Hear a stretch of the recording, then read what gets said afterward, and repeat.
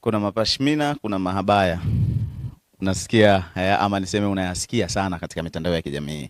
Inasemekana kwamba ni sehemu ambayo ya kuweza kumpendezesha mkeo. Katika wale watatu, wawili mmoja tayari pashmina. Yani abaya mavazi Ya kuswalia.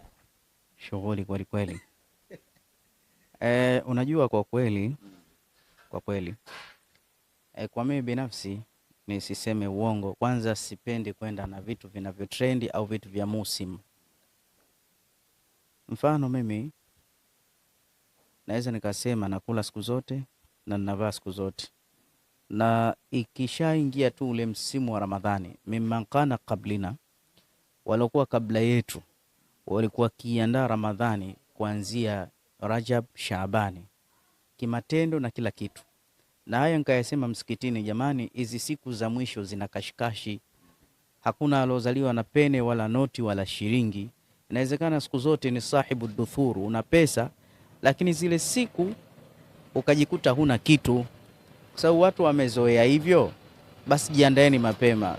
Kwa hiyo mimi ni kawaida yangu, ikishafikia kipindi hata Ramadhani haikuingia sawa sawa, basi kila mmoja namwambia tujitahidi tuode, tuchukue vitu mapema, kwa sababu siku za mwisho kuna bajeti tatanishi, kuna bajeti tatanishi.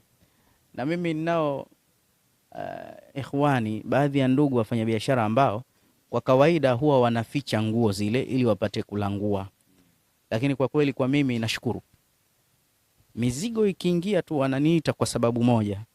Mimi binafsi nikivaa nguo zao, hata hii nimenunua kabla ya Ramadhani, lakini zitakiwa ziuzwe kuanzia Ramadhani. Nikivaa vivazi vyao, watu huniuliza hizi nguo umepata wapi? Basi ni mteja wao mkubwa, lazima mimi waniambie, hawanifichi. Na ikiingia nguo tu wateja wote wakose, lakini shekhe kwa sababu yeye mambo ya media anamuona, umeona? Na kuna baadhi ya watu wakiniona tu washajua duka ninalolinunua, wanakimbilia kwamba mzigo umeshaingia pale.